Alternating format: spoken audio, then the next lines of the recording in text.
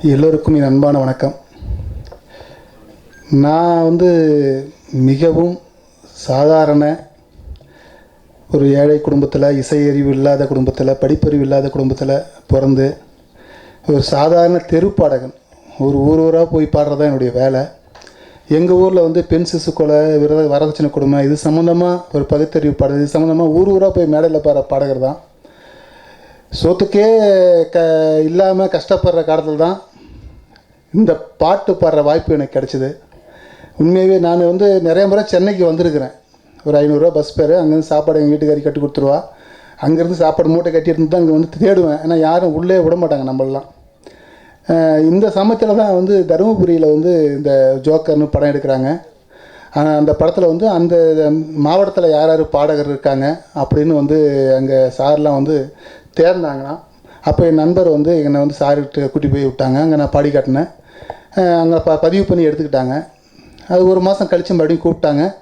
உண்மையாகவே என்னால் அதை மறக்க முடியாது. இந்த ரெக்கார்டிங் ரூமு இதெல்லாம் நாங்கள்லாம் புதுசு. ரெக்கார்டிங் ரூமு பார்க்கும் போதே எங்களை அந்த உள்ள ஏசியில் போகும்போதே நம்மளுக்கு உடம்புலாம் செலுத்து போச்சு. ஏசியே புதுசு நம்மளுக்கு. உள்ளே போய் பார்க்குறோம். இந்த மைக்கெல்லாம் இன்னும் பெரிய பெரிய மைக், அந்த ரவுண்டாக முன்னாலாம் இருக்குது, அந்த ரெக்கார்டிங் மைக், இதெல்லாம் பார்க்குறதே எங்களுக்கு புதுசு. அதை பார்த்ததும் கை காலெலாம் விலவல்னு வந்துருச்சு. என்னடா அது அப்படின்னு சொல்லிட்டு பாடினோம். நாம் வீதியில் பாடுற மாதிரி தான், மைக்கில் தானே பாடுவோம். மைக்கே இருக்காது, சில மேடைகள்லாம் மைக்கு இருக்காது, மைக்கு நல்லா இருக்காது. கற்றுன்னு கத்துறது நம்ம வேலை. அங்கேயும் இப்போ அதே மாதிரி தான் கத்தணும். அவங்க மைக்கெல்லாம் மாற்றி அட்ஜஸ்ட் பண்ணி வச்சு சத்த கொஞ்சம் தூரமாக நின்று பாடுங்க, பக்கம் நின்று பாடுங்கன்னு சொல்லிட்டு எங்களை உண்மையாக சொன்னாங்க. முதல்ல கொஞ்சம் தடுமாறினேன். அப்புறம் நம்ம இசையமைப்பாளர் சார்லோடு சார் நீ ஒன்றும் பயப்படாதீங்க, நல்லா பாடுங்க, நல்லா பாடுங்கன்னு சொல்லிட்டு என்னை தட்டி கொடுத்து மறுபடியும் உண்மையாகவே அந்த பாட்டு பாட அனுபவத்தை என்னால் மறக்க முடியாது. அதே போல் நான் ஒரு வருஷம் இந்த பாட்டை பாடி ஒரு வருஷம் ஆயிடுச்சு. இங்கே தான் முதலாக நாங்கள் என்னுடைய பாட்டை திரையில் பார்த்தோம். என்னுடைய குரலை இந்த திரையில், இந்த ஒரு மைக் செட்டில், இந்த ஒரு ஏசியில் பார்க்கும்போது எங்கள் உடம்புலாம் செலுத்து போச்சு. அந்த அந்த நிகழ்வையே என்னால் மறக்க முடியாது. ஏன்னா அப்போ நல்ல ட்ரெஸ்ஸாக போட்டு சொன்னாங்க இந்த மேடைக்கு வரும்போது. அப்போ என்னுடைய துணைவியுடைய தோட்டை அடகு வச்சுட்டு சூப்பரான வேஷ்டி, சூப்பரான சட்டை போட்டு மாப்பிள்ளை மாதிரி ஜம்முன்னு நின்று அந்த மேடையில் நின்னேன். இப்போ நினச்சா கூட அது என்ன கூசுது. மறுபடியும் 2வது மேடை.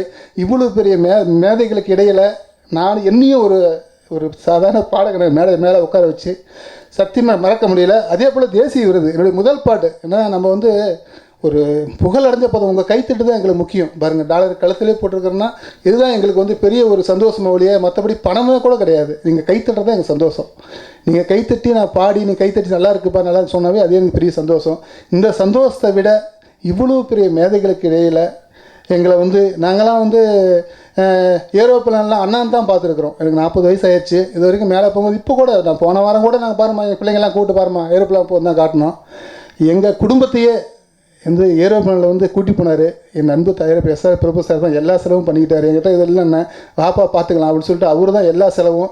நாங்கள் எல்லாருமே குடும்பத்தோடு ஏரோப்ளானில் போனோம். எங்கள் பசங்க, எங்கள் துணைவியெல்லாம் உண்மையாகவே இந்த வாழ்க்கையே மறக்க முடியாது. அங்கேயும் அப்படி தான். அங்கே போனால் ஜனாதிபதி அவார்டு, ஜனாதிபதிக்கு ஐயா முன்னால் அவ்வளோ பெரிய மேதைகள்லாம் இருக்கிறாங்க. அவங்க மேதைகளுக்கு முன்னால் நான் அந்த ஸ்டேஜில் பாடும்போது எனக்கு என்ன சொல்கிறதுன்னு தெரியல. ஏன்னா நம்ம பெரிய ஒரு சங்கீத குடும்பத்துலேருந்து ஒரு பெரிய நிறையா பாட்டு பாடி ஒரு 1000 பாட்டு பாடி இந்த பரிசு வாங்கியிருந்தால் கூட இருக்கும். மொதல் பாட்டுலேயும் இவ்வளோ பெரிய அவார்டு எனக்கு கிடச்சிருக்கும்போது ரொம்ப சந்தோஷமாக இருக்குது. என் வாழ்க்கையிலே மறக்க முடியல. என்னால் பாட சொன்னால் எத்தனை பாட்டு வேணால் பாடிடுவேன், பேச சொன்னால் எனக்கு பேச தெரியல. முதல்ல நான் நன்றி சொல்லிடுறேன். ஏன்னா என் வாழ்க்கையை ஒரு சாதாரண தான் என்னுடைய வீட்டில் இருக்கிற ஒவ்வொரு பொருளாக விற்றுட்டு தான் நான் குடும்பம் எடுத்திருந்தோம். எங்கள் சொந்த ஊர் விட்டுக்கோட்டு நான் வெளியே போயிட்டேன்னா அங்கே ஊரில் அசிங்கம். நான் ஒரு ஜோக்கர் தான் அந்த ஊரில். என்னெல்லாம் ஜோக்கர் மாரி தான் பார்ப்பாங்க. ஏன்னா ஊராக பாட போகிறது, ஊராக நான் சினிமாவுக்கு நடிக்க போகிறேன்னு சொல்கிறது, இதுவே வேலையாக்கணும். எங்களை யாரும் மதிக்கிறதுக்கு ஆள் கிடையாது என்னுடைய ஊரில். எங்கள் அப்பாவே மதிக்க மாட்டார். எங்கள் அப்பாவே என்னடா நீலாம் அதாண்டா அப்படி தாண்டா நீ இப்படி தானே போவேன் அப்படின்னு சொல்லுவார். நாங்கள் ஊரை விட்டே தள்ளி கொஞ்சம் போயிட்டோம். ஏன்னா இனிமேல் நம்ம இந்த ஊர்லேருந்து அசிங்கப்படுறத விட நம்ம தள்ளி போயிடலாம், யாருக்கும் தெரியாமல் கண்காணி இடத்துக்கு போயிடலாம்னு சொல்லி தள்ளி தான் நாங்கள் குடும்பத்தில் இருக்கோம். ஆனால் இந்த சமயத்தில் எனக்கு இவ்வளோ பெரிய உலக புகழ் பாருங்கள், எத்தனை கேமரா, எவ்வளோ பேட்டி, எவ்வளோ கையை எனக்கு நினச்சியே பார்க்க முடியல. உண்மையாக ரொம்ப சந்தோஷமாக இருக்குது. நான் நன்றி சொல்லிடுறேன். ஏன்னா என் வாழ்க்கையிலே அவங்களுக்கு நான் என்றைக்கும் கடமைப்பட்டிருப்பேன். என் அன்பு தயாரிப்பாளர் எஸ்ஆர் பிரபு சார் என்னை இப்போ அங்கே இங்கே தருமபுரியில் தான் படம் எடுக்கணும் எடுத்திருக்காரு.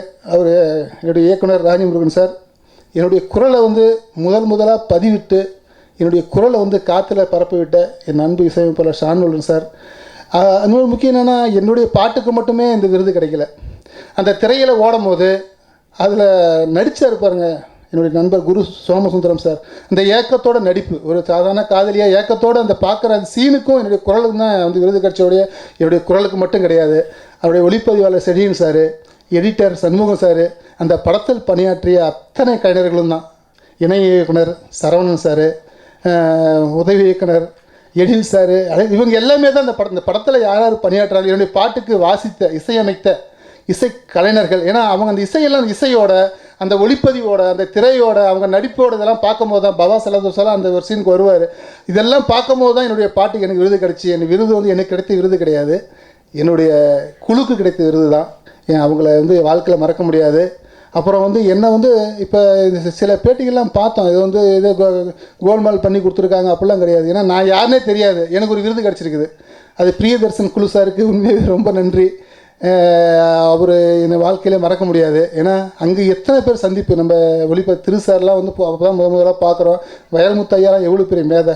அவர் வந்து என்னுடைய கை கொடுத்து பேசும்போதே எனக்கு அப்படியே உடம்புலாம் சிலுக்குது. ஏன்னா அவர்கிட்ட நம்ம போய் கை கொடுத்து பேசுகிற அளவுக்கு நம்மளாம் இதே கிடையாது, நம்மளாம் யாருமே தெரியாது. அவர் அன்பாக என்னை வந்து எல்லாம் பழகிறாங்க. என்னுடைய உண்மையாக பிரபு சார்லாம் எங்கள் மேலே வச்சுருக்கிற அன்புலாம் நாங்கள் வெளியே சொல்ல முடியாது. அது அந்த அளவுக்கு பெரிய அன்பாக இருக்குது. நாங்கள் இப்போ எப்படி அவங்களுக்கு நன்றி கடன் பட்டிருக்கிறோம், இவங்களுக்கு எப்படி நான் மறுபடியும் திருப்பி செலுத்த போகிறேன்னு எனக்கு தெரியல. நான் இப்போ எப்படி நான் அந்த ஏரோப்ளேனில் பறந்தனோ அப்படி தான் இப்பயும் பறந்துட்டுருக்குறேன் மனசில். எனக்கு ரொம்ப நன்றி, எல்லாருக்கும் நன்றி. ரொம்ப சந்தோஷம்.